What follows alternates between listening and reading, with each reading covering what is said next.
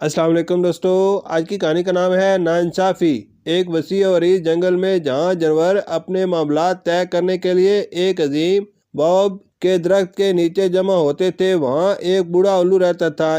اسے سب سے زیادہ دانا سمجھا جاتا تھا اور جانور اسے عزت سے بزرگ الو کہتے تھے، کیونکہ وہ اندھیرے میں بھی دور تک دیکھ سکتا تھا اور وہ باتیں سمجھ لیتا تھا جو دوسرے نہیں سمجھ پاتے تھے۔ جب بھی کوئی تنازع یا مشکل سوال پیدا ہوتا، سب جانور اس کی اونچی شاخ کی طرح دیکھتے، کیونکہ وہ یقین رکھتے تھے کہ الو کی پرسکون آنکھوں کے پیچھے حقیقت چھپی ہوتی ہے۔ ایک دن شیر بادشاہ نے جنگل کے خوراک اور پانی کے مشترکہ ذخائر کے انتظام کے لیے کونسل بنائی۔ ہرن اناج لاتے، شہد کی مکھیوں نے شہد جمع کیا اور ہاتھی پانی پہنچاتے۔ سب جانور یقین رکھتے کہ یہ کونسل خشک سالی میں ان ذخائر کی حفاظت کرے گی، لیکن بزرگ الو سب کچھ دیکھ رہا تھا جو باقی جانور نہیں دیکھ سکتے تھے۔ رات کے وقت لگڑ بگڑ اور گیدڑ چپکے سے گودام میں آ کر اناج اور شہد چراتے۔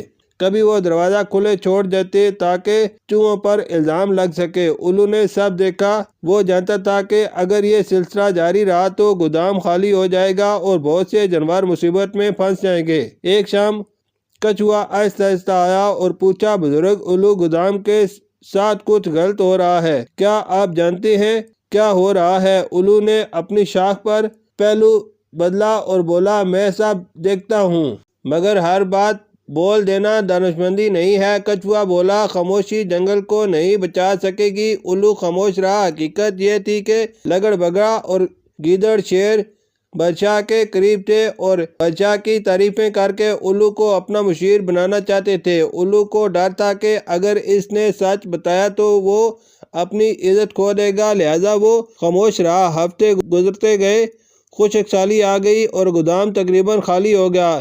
جانور بھوکے اور پریشان گودام کے سامنے جمع ہوئے۔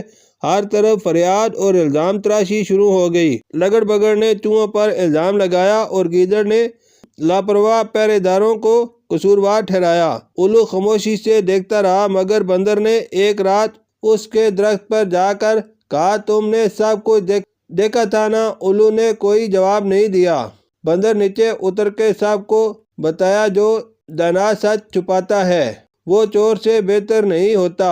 آہستہ آہستہ جانوروں نے الو کی عزت کرنا چھوڑ دیا اور اس کے مشورے کو نظر انداز کرنے لگے۔ الو کو احساس ہوا کہ وہ اپنا مقام بچانے کے لیے خاموش رہا، لیکن اس نے جنگل کا بھروسہ کھو دیا۔ لیکن سرد رات اپنی شاخ پر بیٹھا الو نے سرگوشی کی، میں اپنا مقام کھونے سے ڈرتا رہا، لیکن اپنی خاموشی کی قیمت میں نے اپنی عزت سے چکائی۔ سبق: برائی کے سامنے خاموش رہنا بھی برائی کی ایک شکل ہے۔ جو لوگ سچ جانتے ہوئے بھی بولنے سے گریز کرتے ہیں، وہ ناانصافی میں شریک بن جاتے ہیں۔